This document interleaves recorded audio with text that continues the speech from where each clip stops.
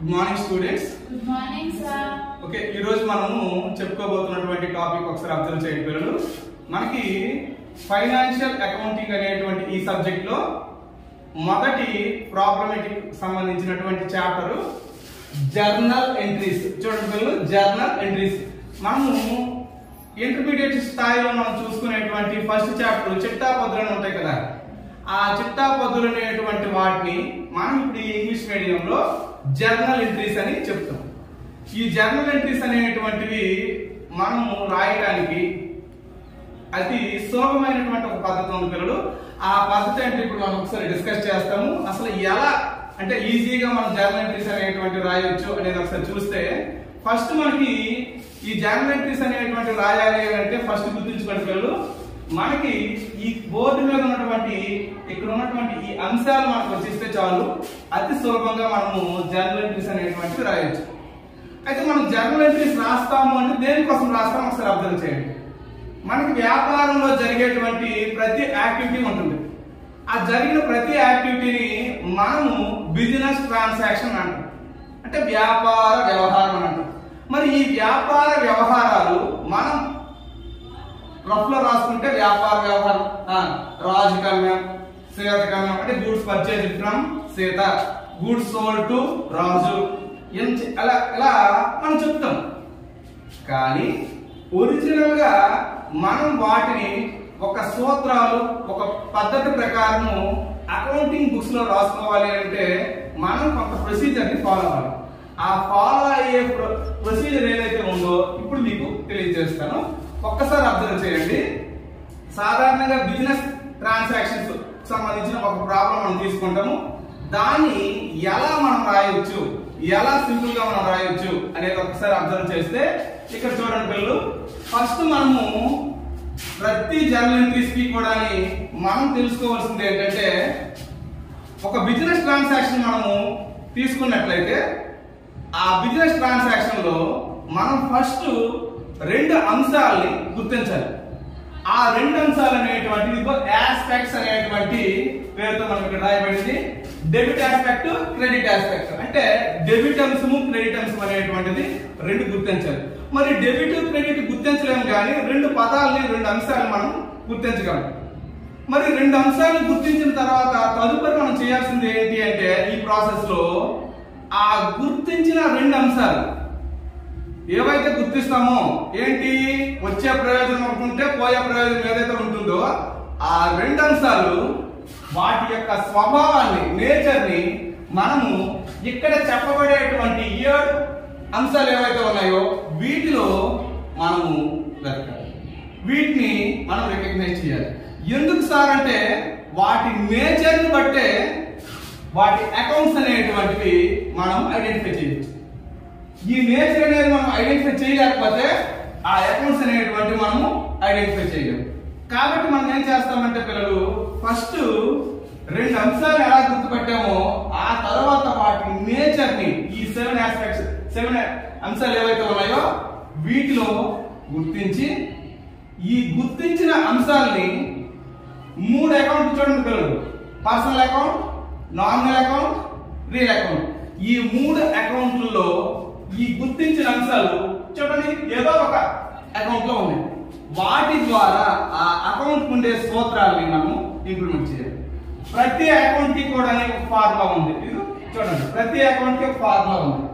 ఇలా ప్రతి అకౌంట్ కి ఉన్న ఫార్ములాని బేస్ చేసుకొని మనం ఫస్ట్ ఏదైతే ఫైండ్ అవుట్ చేసామో 2 ఆస్పెక్ట్స్, ఆ ఆస్పెక్ట్స్ కి ఈ సూత్రాల ద్వారా ఏది డెబిట్ ఏది క్రెడిట్ నిర్ణయించడం జరుగుతుంది. అంటే ఈ ఫార్ములాస్ ద్వారా ఇప్పుడు మనము ఒక ప్రాబ్లం తీసుకొని దీన్ని, ఓకే చూడండి పిల్లలు, ఇప్పుడు మనము ఒక ప్రాబ్లం తీసుకొని దాన్ని ఎలా ఇక్కడ చెప్పినటువంటి ఇన్ఫర్మేషన్ ఉపయోగించి ఎలా జర్నల్ ఎంట్రీస్ అనేటువంటిది రాస్తామో ఒకసారి మనం చూస్తే తెలుస్తుంది. దీంట్లో ఫస్ట్ పాయింట్ మనం ఇప్పుడు డిస్కస్ చేస్తాం. చదవండమ్మా. Ramesh starts business with 1 lakh. Okay చూడండి పిల్లలు, Ramesh starts business with 1 lakh. అంటే ఇక్కడ గమనించుకోవాల్సింది ఏంటంటే, 1,00,000 రూపాయలతో రమేష్ వ్యాపారాన్ని ప్రారంభించాడు. ఓకేనా? అంటే 1,00,000 రూపాయలతో రమేష్ వ్యాపారాన్ని ప్రారంభించాడంటే ఇక్కడ రమేష్ ఎవరు? మన యజమాని. మన యజమాని దగ్గర మనం ఎవరు? ఈ లెక్కలు రాసేటువంటి ఒక అకౌంటెంట్. మరి మన దృష్టిలో మనం లెక్కలు రాసేటప్పుడు రమేష్ అనేటువంటి యజమాని మన దగ్గరికి 1,00,000 రూపాయలు తీసుకొచ్చాడు అని మనం అనుకోవాలి. ఎందుకు? యజమాని అనే వాటిని అవుటర్ గానే మనం చూడాలి. బుక్ మనం రాస్తున్నాం, మన సంస్థకి డబ్బులు తీసుకొచ్చాడు. ఎవరు తెచ్చారు? అది యజమాన బయట తర్వాత. ఇప్పుడు రమేష్ అనేటువంటి వ్యక్తి మన దగ్గరికి 1,00,000 రూపాయలు తీసుకొచ్చాడు. మరి 1,00,000 రూపాయలు తీసుకొచ్చాడు కాబట్టి ఆ తీసుకొచ్చినటువంటి 1,00,000 రూపాయలు అనేటువంటి నగదు అనేది ఒక అంశం అయితే తీసుకొచ్చిన వ్యక్తి రెండు అంశం. అంటే మనం ఫస్ట్ గుర్తించాల్సినటువంటి రెండు అంశాలు ఈ సెంటెన్స్ లో అర్థం చేస్తే చూడండి పిల్లలు, రాస్తున్నాను. ఒకటోది వచ్చేసి ఏంటంటే రమేష్, సెకండ్ వన్ వచ్చేసి ఏంటంటే క్యాష్. అంటే మనం గుర్తించాల్సినటువంటి రెండు అంశాలు గుర్తించేసాం. చూసుకోండి, ఆస్పెక్ట్ లో గుర్తించాం. ఇమ్మీడియట్ గా నెక్స్ట్ స్టెప్ ఏం చెప్పాను ఈ ప్రాసెస్ లో, ఈజీ ఫామ్ లో నేచర్ అనేటువంటిది గుర్తించాలి ఆ ఆస్పెక్ట్. ఇక్కడ చూస్తే రమేష్ అనేటువంటిది ఈ సెవెన్ లో ఈ నేచర్ అనేటువంటి ఈ 7 అంశాల్లో చూడండి, నేచర్ అనేటువంటి ఈ 7 అంశాల్లో ఒక్కసారి మనం అబ్జర్వ్ చేస్తే రమేష్ అనేది ఏమవుతుంది? నేమ్స్. ఇక్కడ యాక్చువల్గా ఇక్కడ నేమ్ అనేది రాయలేదు, చూడండి పిల్లలు, రాస్తున్నాను.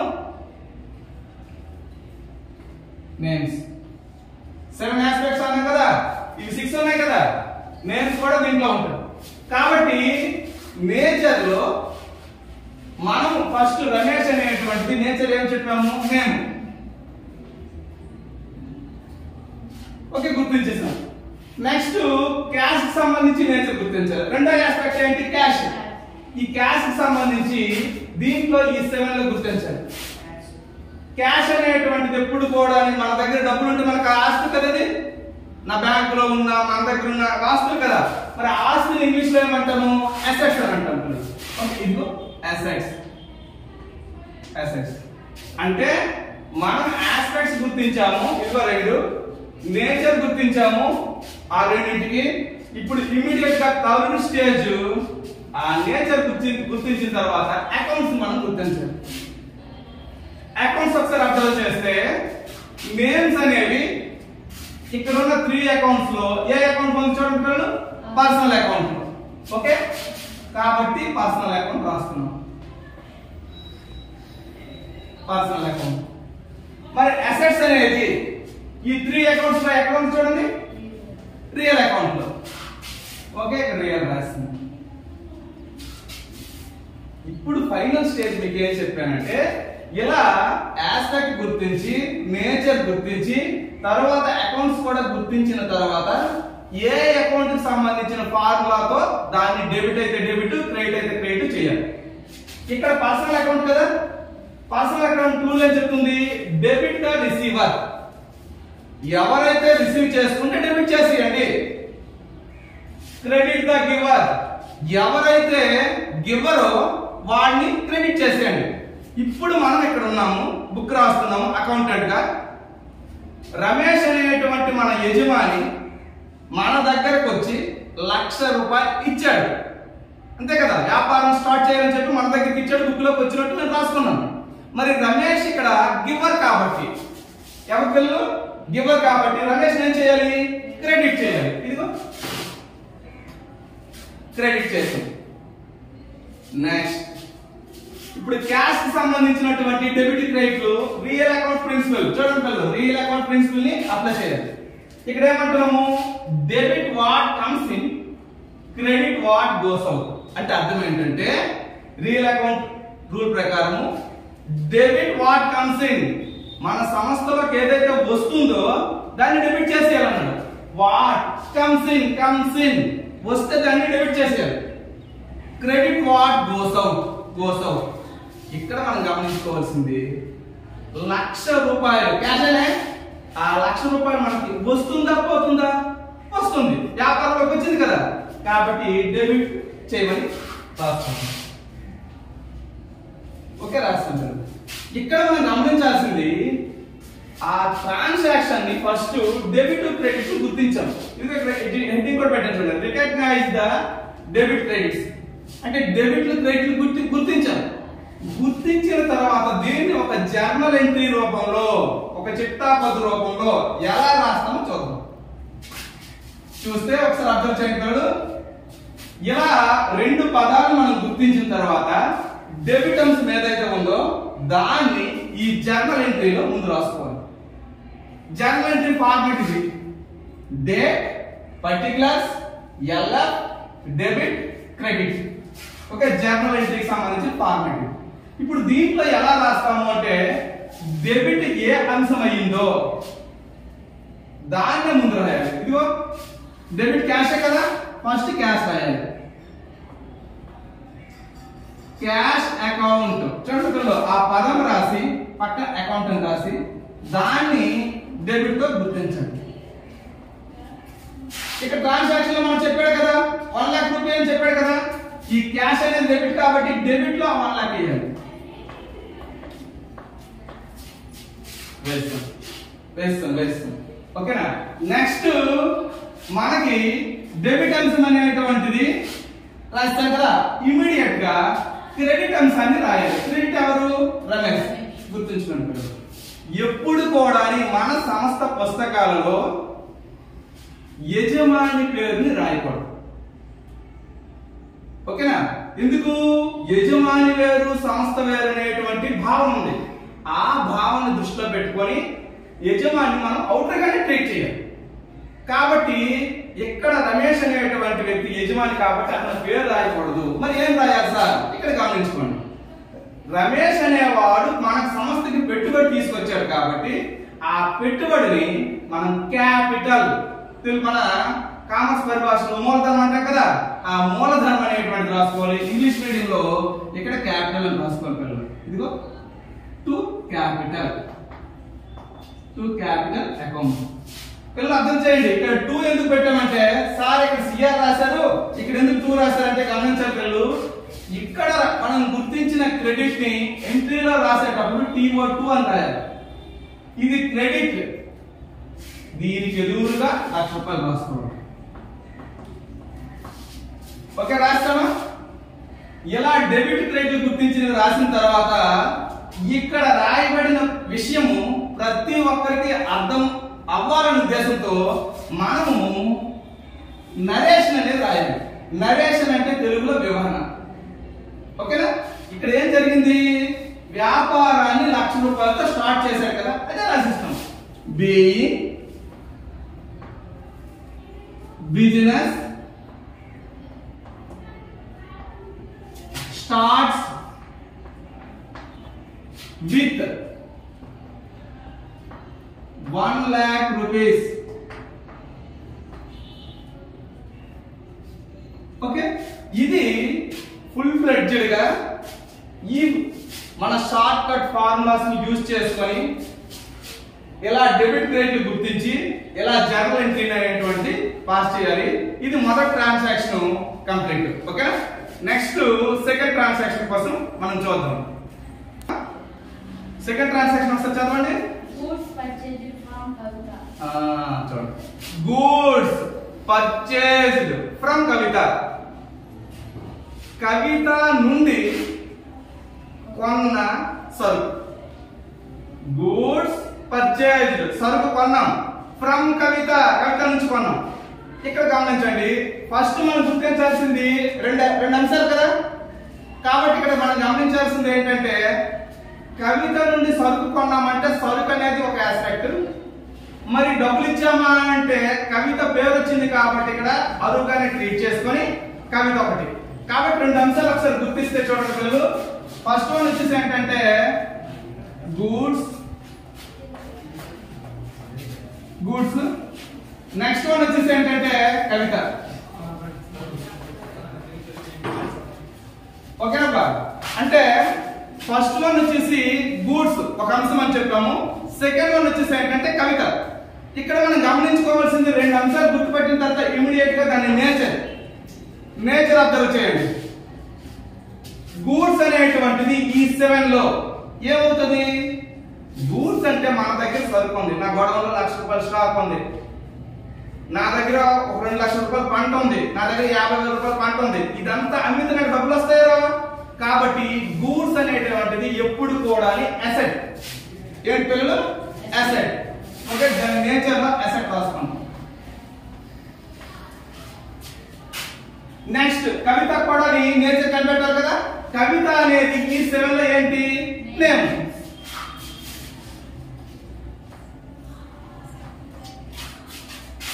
ఇప్పుడు మనం చేయాల్సింది ఆస్పెక్ట్స్ కనిపెట్టాము, నేచర్ కనిపెట్టాము. ఇప్పుడు ఈ రెండింటికి ఈ 3 లో ఉన్న అకౌంట్స్ కనిపెట్టాలి. ఒక్కసారి అబ్జర్వ్ చేస్తే అసెట్ అనేది ఈ 3 అకౌంట్స్ లో అకౌంట్ చూడండి రియల్ లో ఉంది. కాబట్టి ఇక్కడ రియల్ అకౌంట్. కవిత అనేది నేమ్స్ అనేది ఈ 3 అకౌంట్స్ ఎక్కడ ఉన్నాయి? Personal account.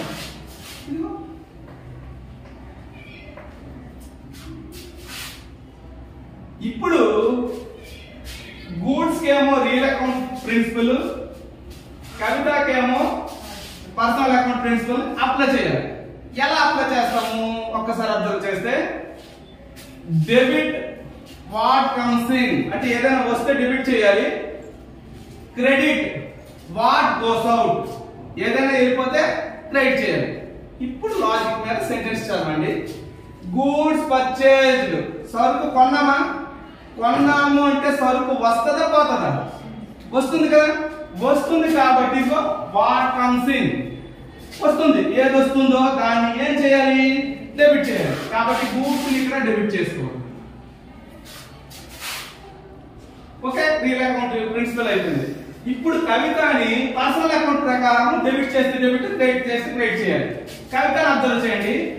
Debit the receiver, credit the giver అంటే అర్థం ఏంటంటే ఇక్కడ మనం గూడ్స్ పర్చేజ్ ఫ్రమ్ కవిత కదా, కవిత నుంచి మనం కొన్నాము అని అంటే కవిత అనేటువంటిది ఇక్కడ ఇచ్చేదయ్యా తీసుకునేదయ్యా? ఇచ్చేదయ్యా. ఎందుకు? మనం కొన్నాం కాబట్టి కవిత ఈజ్ ద గివర్ కాబట్టి మనం ఏం చేయాలి? గివర్ క్రెడిట్ చేసుకోవాలి. ఓకే, ఇప్పుడు మనం అబ్జర్వ్ చేయాల్సింది 2 అంశాలు కనిపెట్టిన దానికి 2 డెబిట్ క్రెడిట్ గుర్తించేసాము. ఇప్పుడు వీటికి ఏంటి? ఒక్కసారి మళ్ళీ చెప్తున్నాను, ఏది డెబిట్ అవుతుందో చూడండి, ఏది డెబిట్ అవుతుందో దాన్ని మనం ఫస్ట్ రాయాలి. అంటే డెబిట్ ఏదైందో దాన్ని మనము ఫస్ట్ రాయాలి. ఇక్కడ గూడ్స్ డెబిట్ కాబట్టి ఫస్ట్ గూడ్స్ రాయాలి. కానీ ఇక్కడ రూల్ చెప్తాను చూడండి. ఎప్పుడైనా మనం గూడ్స్ ని పర్చేజ్ చేస్తే, ఓన్లీ గూడ్స్ మాత్రమే పర్చేజ్ చేస్తే అక్కడ గూడ్స్ అనే పదం బదులుగా పర్చేజ్ అనే పదాన్ని రాయాలి. ఇదిగో పర్చేజ్ అనే పదం రాయాలి. మీకు ఇంకా క్లారిటీ కోసం పక్కన రాసుకోండి. గూడ్స్ అని రాసుకుంటే దీనికోసం సార్ ఎలా రాస్తారని గుర్తుంటది. పర్చేజ్ అకౌంట్ డేటా, పర్చేజ్ అకౌంట్ రాసాం కదా, ఇది డెబిటే కదా. డేటా PO2 2 అంటే క్రెడిట్ కదా. ఎవరు? కవిత.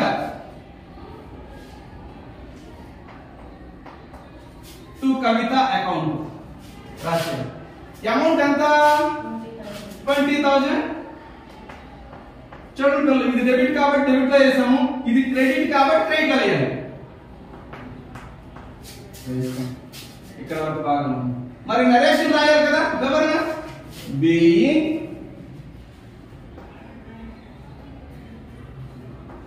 goods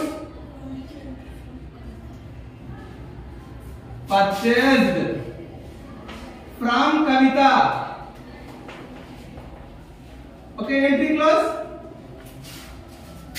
అంటే ఇక్కడ మనము ఒక ట్రాన్సాక్షన్ ని 2 అంశాలు గుర్తుపట్టాలి. 7 లో నేచర్ గుర్తించాలి, అకౌంట్స్ గుర్తించాలి, తరువాత మనము ఆ అకౌంట్స్ యొక్క ప్రిన్సిపల్ ని అప్లై చేయాలి. అలా అప్లై చేస్తే డెబిట్ క్రెడిట్ గుర్తించేస్తాం. ఎప్పుడు డెబిట్ క్రెడిట్ గుర్తిస్తామో ఎంట్రీ అనేది రాసేయడం అయిపోతుంది. ఓకేనా? ఓకే, నెక్స్ట్ థర్డ్ ది చెప్తాను. చూడండి అమ్మా, ఒకసారి థర్డ్ పాయింట్ ఒకసారి చదవండి. ఇక్కడ మనకి చూడండి, గూడ్స్ పర్చేజ్డ్ అని చెప్పి ఒక 30,000 రూపీస్ అమౌంట్ ఇవ్వబడింది. అంటే ఇక్కడ మనం గమనించుకోవాలి, ముందు పాయింట్ కి దీనికి వేరియేషన్ చూడండి.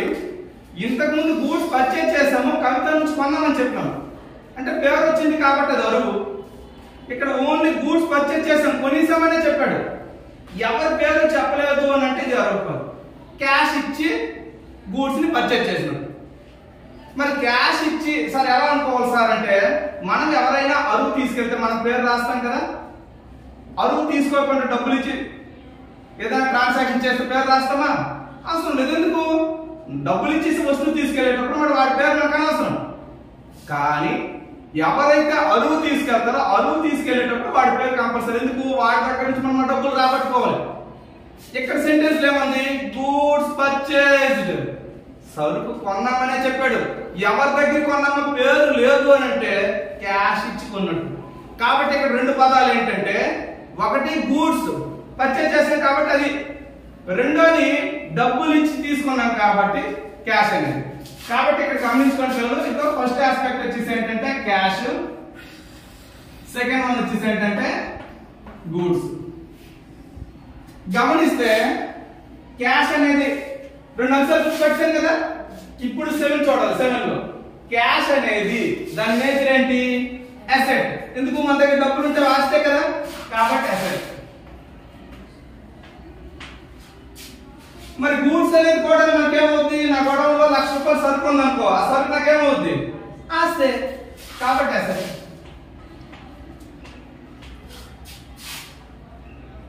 రెండు అసెట్స్ వచ్చాయి, 7 కనిపెట్టాము. ఇప్పుడు అకౌంట్స్ వచ్చాయి. అసెట్స్ అనేది ఎక్కడ ఉన్నాయి? Real account. కాబట్టి క్యాష్ అనేది రియల్ అకౌంట్, గూడ్స్ అనేది రియల్ అకౌంట్. ఇప్పుడు లాజిక్ మీద ఒకసారి ఆలోచిస్తే, ఓన్లీ రియల్ అకౌంట్ ప్రిన్సిపల్ చూసిస్తే చాలు, ఇది డెబిట్ క్రెడిట్ గుర్తించవచ్చు. ఏంటి రియల్ అకౌంట్ ప్రిన్సిపల్ చెప్తుంది? డెబిట్ వాట్ కమ్స్ ఇన్, వచ్చేదాన్ని డెబిట్ చేసేయండి. క్రెడిట్ వాట్ గోస్ అవుట్, పోయేదాన్ని క్రెడిట్ చేసేయండి అని చెప్పింది. మనం ఇక్కడ ఆలోచించాల్సిందల్లా ఏంటంటే, గూడ్స్ పర్చేజ్ చేసాము, సరుకు కొన్నాం కాబట్టి సరుకు వస్తుందా రాదా? వస్తుంది. కాబట్టి వచ్చేదాన్ని డెబిట్ చేయాలి కదా, కాబట్టి గూడ్స్ ని డెబిట్ చేసేస్తాం. మరి ఇక్కడ ఈ సెంటెన్స్ ఏం చెప్పాను? క్యాష్ ఇచ్చి గూడ్స్ పర్చేజ్ చేసాం. క్యాష్ ఇచ్చామంటే డబ్బులు మన దగ్గర నుంచి ఏమైపోతున్నాయి? పోతున్నాయి. కాబట్టి క్రెడిట్ వాట్ గోస్ అవుట్, పోయే వాటి క్రెడిట్ చేయమన్నాడు.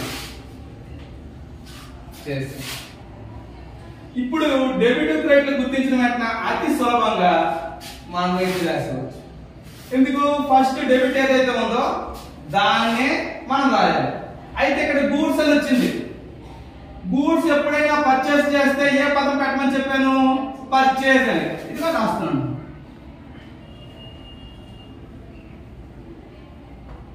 పర్చేజ్ అకౌంట్ డేటా టు ఏ అకౌంట్? టు చూడండి, ఏ అకౌంట్? Cash account.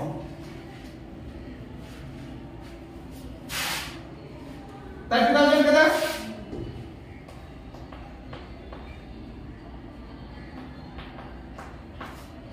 మరి రిలేషన్ రాయాలి.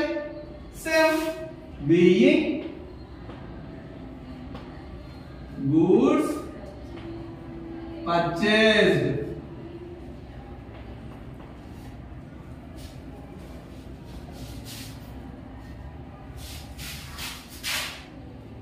ఓకే, డెబిట్ క్రెడిట్ గుర్తించినంత వరకే మనకి, తర్వాత చాలా సింపుల్ గా ఎంట్రీ రాసుకోవచ్చు. ఓకే, ఇంతటితో థర్డ్ సెంటెన్స్ కంప్లీట్ అయింది. నెక్స్ట్ ఫోర్త్ చూడండి ఒకసారి. చదివారా? ఫోర్త్ చదవండి. Sold goods to Meena. Sold goods to Meena.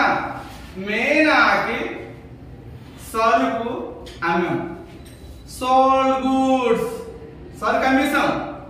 To మేనా, మేనాకి. ఎవరికి అమ్మాము?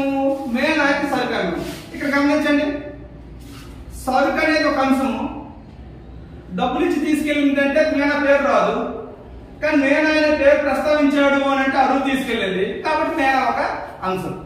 కాబట్టి రెండు అంశాలు చూడండి. ఒకటోదేమో గూడ్స్, సెకండ్ వన్ మేనా.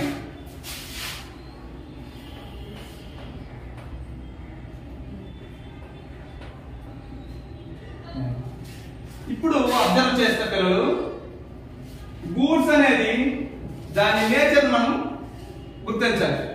అసెట్ మెయిన్ అనేది ఏంటి? Name.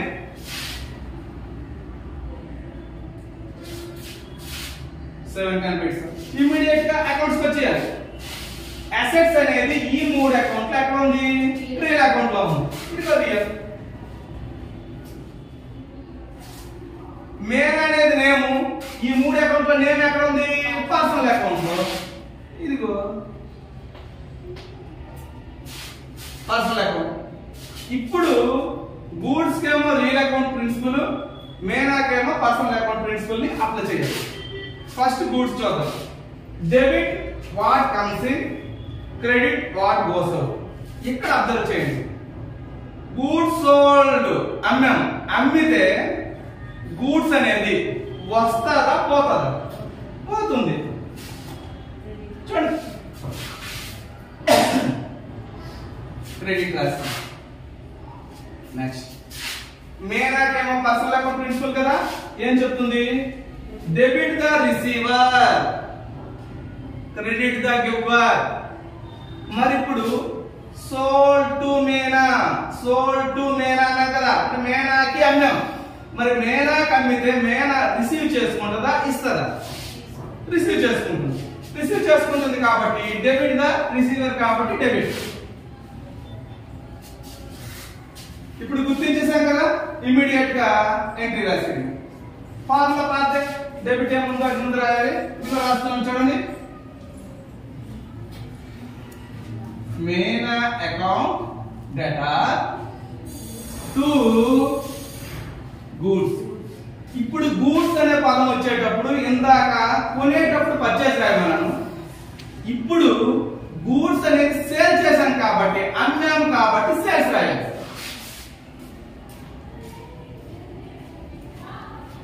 To sales account. Amount ఎంత? 30,000.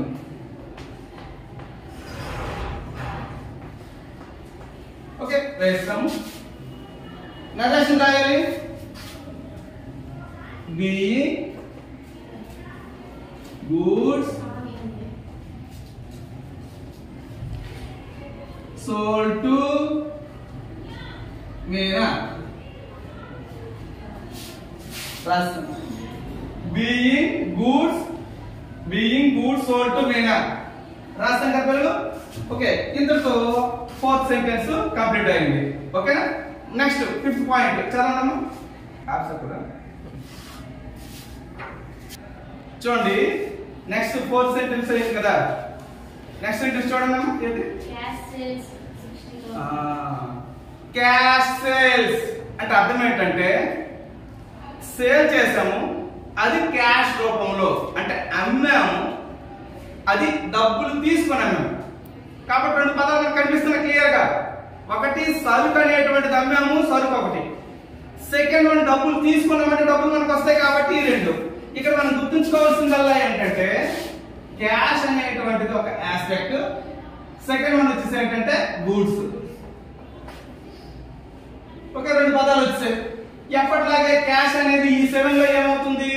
అసెట్.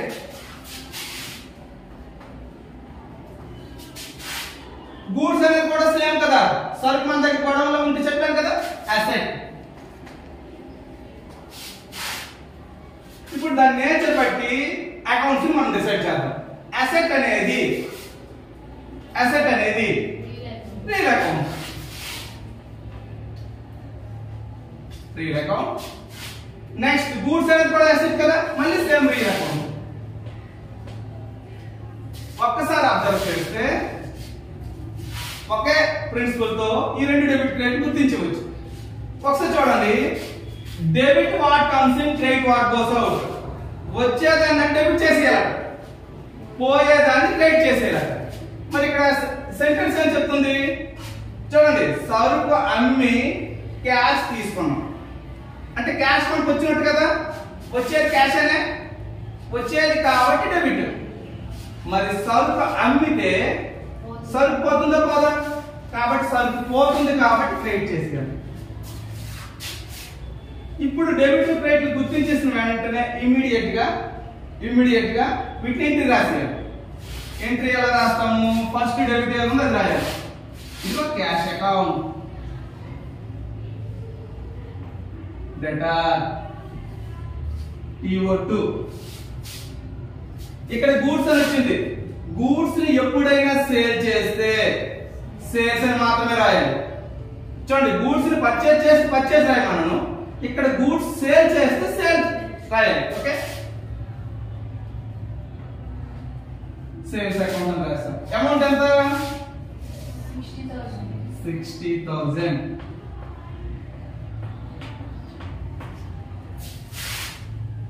నరేషన్ రాయాలి. being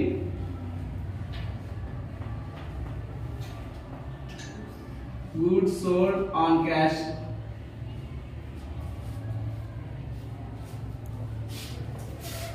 ఓకే పిల్లలు, మనకి ఇక్కడ అబ్జర్వ్ చేస్తే ఈ సెంటెన్స్ కంప్లీట్ అయిపోయింది. ఓకేనా? నెక్స్ట్ చదవమ్మా. Cash received from Sita. చూడండి, క్యాష్ రిసీవ్డ్ ఫ్రమ్ సీత అంటే అర్థం ఏంటంటే మనం డబ్బులు రిసీవ్ చేసుకున్నాం. ఎవరి నుండి? సీత నుండి. కాబట్టి ఇక్కడ సెంటెన్స్ ఏంటంటే ఒకటి డబ్బులు, అదే క్యాష్. సెకండ్ వన్ ఇచ్చేవాళ్ళు ఎవరు ఉన్నారు కదా, సీత. సరే, ఒకటి cash, second one Sita. Cash అనేది 7 లో ఎంత అవుతుందమ్మా చెప్పండి? అసెట్. ఎందుకు? 5 టైమ్స్ వచ్చింది కదా, అసెట్. మరి సీత అనేది 7 లో ఏమవుతుంది? నేమ్. అసెట్ అనేది ఈ 3 అకౌంట్స్ లో ఎక్కడ ఉంది? Real account. నేమ్ అనేది 3 అకౌంట్స్ ఎక్కడ ఉంది? పర్సనల్ లో. ఎక్కడ ఉంది? పర్సనల్ లో. ఓకే, ఇప్పుడు క్యాష్ కేమో రియల్ అకౌంట్ ప్రిన్సిపల్ అప్లై చేద్దాం, సీతకేమో పర్సనల్ అకౌంట్ ప్రిన్సిపల్ అప్లై చేద్దాం. ఇక్కడ చూడండి, cash received from Sita. Sita నుంచి మనం రిసీవ్ చేసుకున్నాం కదా, మరి క్యాష్ వచ్చిందా పోయిందా? వచ్చింది. చూడండి, డెబిట్ వాట్ కమ్స్ ఇన్, వచ్చేదని డెబిట్ చేస్తున్నాడు కాబట్టి క్యాష్ ని డెబిట్ చేసేయాలి. సీత రూల్ ఏంటంటే debit the receiver, credit the giver. Sita నుంచి డబ్బులు వచ్చాయంటే సీత ఇచ్చేదయ్యా తీసుకునేదయ్యా? సీత నుంచి మనకు డబ్బులు వచ్చాయి కదా, మనకు డబ్బులు వచ్చాయి, సీత ఏం చేసి ఉంటుంది? ఇచ్చి ఉంటుంది. కాబట్టి credit the giver, just credit అంతే. ఇప్పుడు దీన్ని ఎంట్రీ రాయాలి. డెబిటర్స్ మీద ఉంది క్యాష్. ఇదిగో క్యాష్ అకౌంట్ డేటా టు సీత. రాస్తామా? అమౌంట్ ఎంత? 50,000.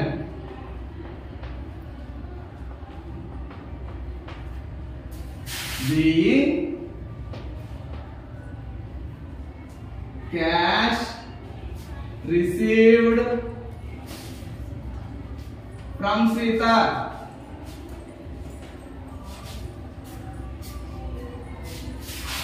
చూసారు పిల్లలు, మీరు ఈ అంశాలు గుర్తించగలిగితే ఫార్ములాస్ ద్వారా చాలా సింపుల్ గా ఎంట్రీ రాసుకోవచ్చు.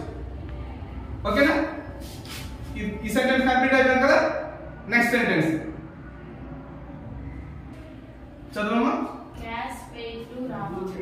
Cash paid to Rama.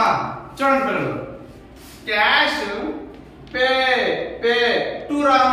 రామకు మనం పే చేసాం, మరి క్యాష్ ని రామకు పే చేశాం కాబట్టి క్యాష్ ఒక ఆస్పెక్ట్. ఎవరు పే చేసాము? రామకి, కాబట్టి రామ అనేది ఇంకొక ఆస్పెక్ట్. సేమ్ ఫార్ములాస్ చూడండి పిల్లలు, ఆస్పెక్ట్స్ వచ్చాయి. ఇప్పుడు నేచర్ కదా, క్యాష్ అనేది ఏంటి? అసెట్. రామ అనేది ఏంటి? నేమ్. అసెట్ అనేది ఏ అకౌంట్? Real account. నేమ్ అనేది ఏ అకౌంట్ వస్తుంది? పర్సనల్. ఇప్పుడు రియల్ అకౌంట్ రూల్ ఏం చెప్తుంది? Debit what comes in, credit what goes out. మరి రామాకు మనం పే చేస్తే క్యాష్ అనేది వస్తుందా పోతుందా? మనం పే చేస్తే పోతుంది కదా, పోతుంది కాబట్టి క్రెడిట్ వాట్ గోస్ అవుట్ ఆ రూల్ ప్రకారం క్రెడిట్ చేస్తాం. ఇప్పుడు రామా కోసం వస్తాం. Debit the receiver, credit the giver. అంటే ఇక్కడ రామా అనేవాడికి మనం పే చేస్తే వాడు రిసీవరా గివరా? రిసీవర్, రిసీవ్ చేసుకుంటాడు కదా, కాబట్టి రిసీవర్. రిసీవర్ అనేది ఏంటి? డెబిట్. ఓకేనా? ఇప్పుడు ఆలోచిస్తే డెబిట్ ఎవరున్నారు? Rama. Rama account debtor to cash. Amount ఎంత? 30,000.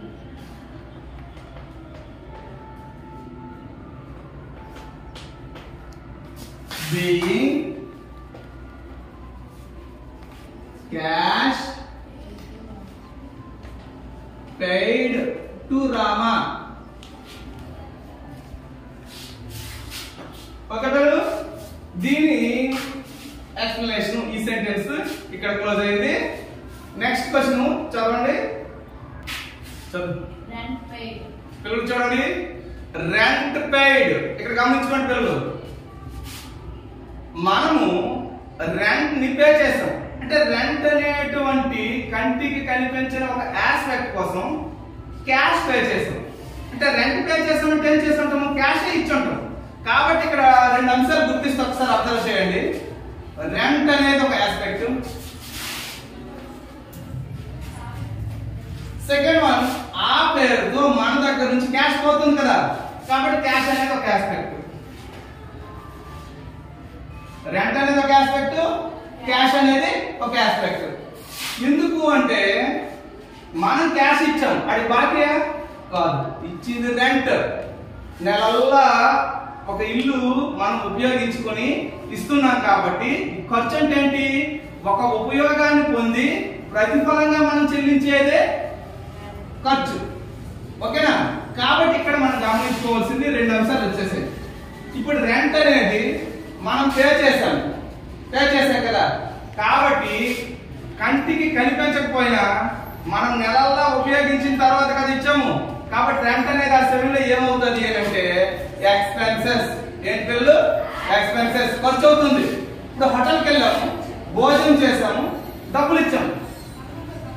ఆ హోటల్ బిల్ అనేటువంటిది, హోటల్ పే చేసినటువంటి అమౌంట్ అనేటువంటిది మనం ఖర్చు పెట్టినట్టు. ఎందుకు? ఒక ప్రయోజనం పొంది ఇచ్చాం. ఓకే పిల్లలు? కాబట్టి రెంట్ అనేది ఏంటి? ఎక్స్పెన్సెస్. క్యాష్ అనేది ఒకసారి అబ్జర్వ్ చేయండి. క్యాష్ అనేది సివిల్ లో ఏంటి? అసెట్.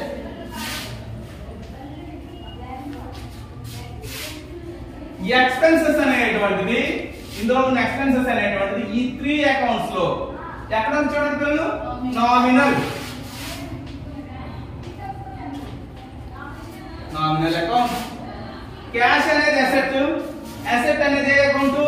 Real account.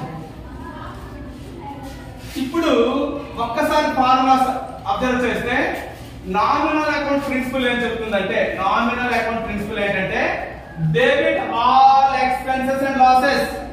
అంటే అన్ని ఖర్చులు, అన్ని నష్టాలని డెబిట్ చేయమన్నాడు. మరి ఇక్కడ రెంట్ అనేది ఎక్స్పెన్సెస్ ఏనా, కాబట్టి డెబిట్ చేసేయండి. క్యాష్ అనేది రియల్ అకౌంట్ కదా, రియల్ అకౌంట్ ఏం చెప్తుంది? Debit what comes in, credit what goes out. Rent pay చేస్తే క్యాష్ వస్తుందా పోతుందా? రెంట్ పే చేసాం కదా, క్యాష్ పోతుంది కదా, కాబట్టి క్రెడిట్. ఎంట్రీ చూడండి, ఫస్ట్ ఏ అకౌంట్ రాయాలి? రెంట్ అకౌంట్ రాయాలి. డెబిట్ అదే కదా, rent account debtor to cash account. Amount ఎంత? 2000.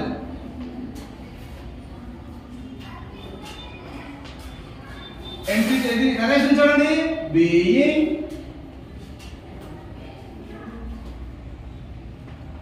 rent paid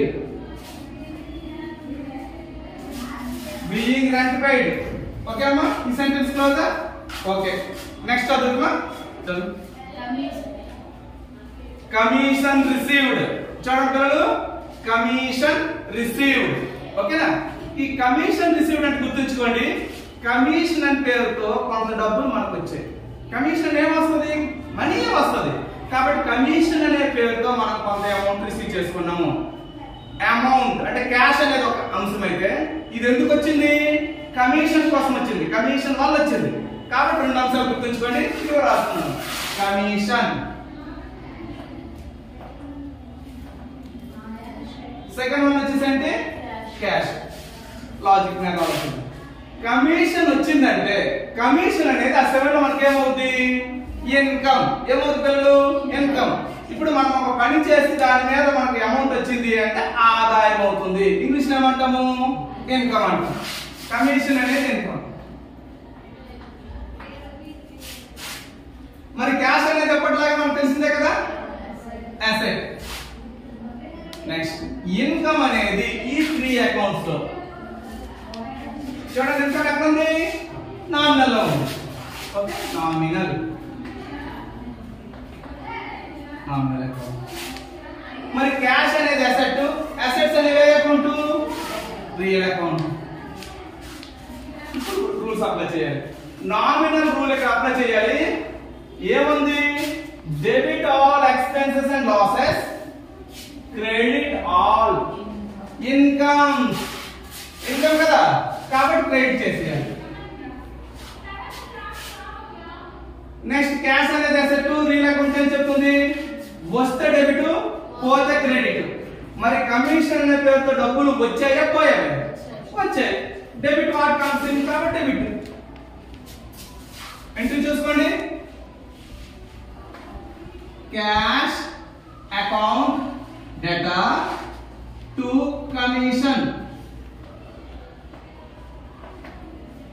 to commission account amount ఎంత 5,000 ఓకే రాస్తాను ఇప్పుడు నరేషన్ రాయాలి కదా being commission received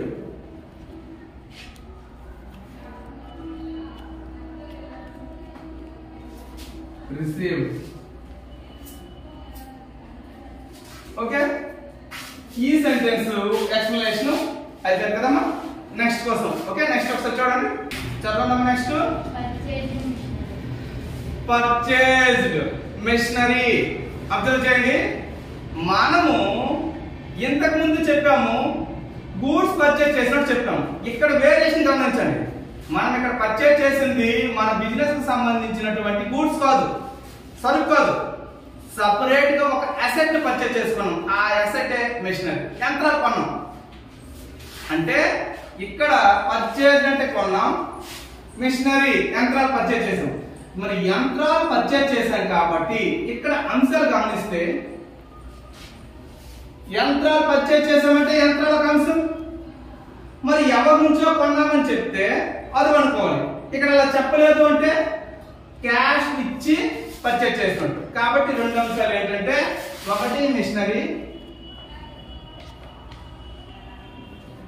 second one cash machinery అనేది యంత్రము అసలు ఏమవుతుంది నాకు లారీ ఉంది కార్ ఉంది ట్రాక్టర్ ఉంది ఇవన్నీ నాకేమవుతాయి అసెట్స్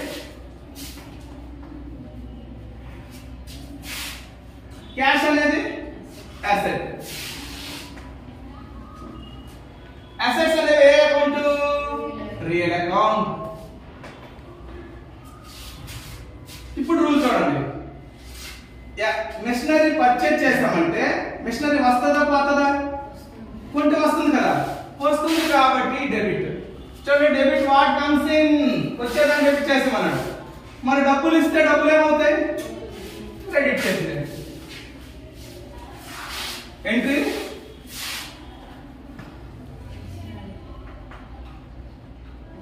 మెషినరీ అకౌంట్ డేటా టు క్యాష్ అకౌంట్. అమౌంట్ ఎంత? 25,000.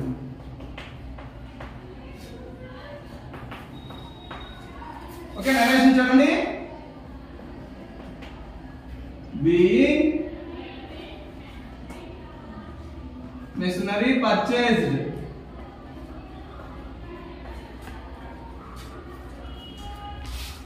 ఓకే, ఈ సెంటెన్స్ ఎక్స్ప్లెనేషన్ కంప్లీట్ అయిపోయింది. నెక్స్ట్ చదవడమ్మా. ఓకే చూడండి, ఇక్కడ ఏం చెప్పింది సెంటెన్స్? Sold, Amazon. ఏంటి? సైకిల్. అంటే సైకిల్ అనే దాన్ని మనం ఇప్పుడు అమ్మాం. ఇక్కడ గమనించుకుంటే అమ్మాం కాబట్టి అమ్మినట్టు ఒక వస్తువు కనిపిస్తుంది, ఒక ఆస్తి కనిపిస్తుంది. మరి ఇక్కడ ఎవరికి అమ్మాము అనే పేరు ఉంటే కూడా అవసరం అనుకోవడానికి, అలా నేమ్ లేదంటే క్యాష్ కి అమ్మాము అని అంటాం. అంటే మనం సైకిల్ ఇలా అమ్మి క్యాష్ తీసుకున్నాం కాబట్టి రెండు అంశాలు ఏంటంటే సైకిల్, సెకండ్ వన్ క్యాష్. ఇక్కడ సైకిల్ అనేటువంటిది మన దగ్గర ఉన్నటువంటి ఒక ఆస్తి. సార్ సైకిల్ ఏంటి సార్ ఆస్తి అని అనుకోకండి, పేర్లు గుర్తుంచుకోండి. ఇక్కడ అసెట్ అంటే దేన్నైనా మనం సేవ్ చేస్తే మనీ వస్తే అది అసెటే. కాబట్టి ఇక్కడ సైకిల్ అనేటువంటిది మనము అమ్మితే డబ్బులు వస్తున్నాయి కాబట్టి అసెట్.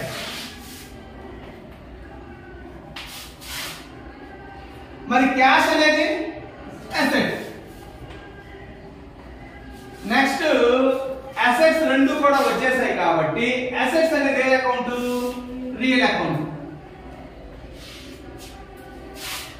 రియల్ అకౌంట్ రూల్ చూడండి. డెబిట్ వాట్ కమ్స్ ఇన్, వచ్చేదాన్ని డెబిట్ చేయాలి. క్రెడిట్ వాట్ గోస్ అవుట్, పోయేదాన్ని క్రెడిట్ చేయాలి. సైకిల్ అమ్మితే సైకిల్ ఏమవుతుంది? పోతుంది. కాబట్టి సైకిల్ క్రెడిట్. మరి అమ్మితే డబ్బులు వస్తాయా? కాబట్టి డెబిట్. ఎంట్రీ చూడండి.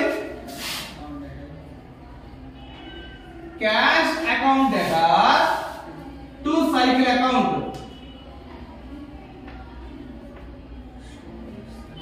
అమౌంట్ ఎంత? 35,000. పోనీ ఒక 5,000 చూద్దాం.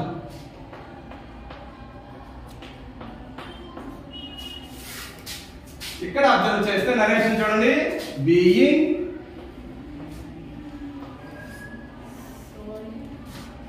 సోల్డ్ సైకిల్ రాసింది.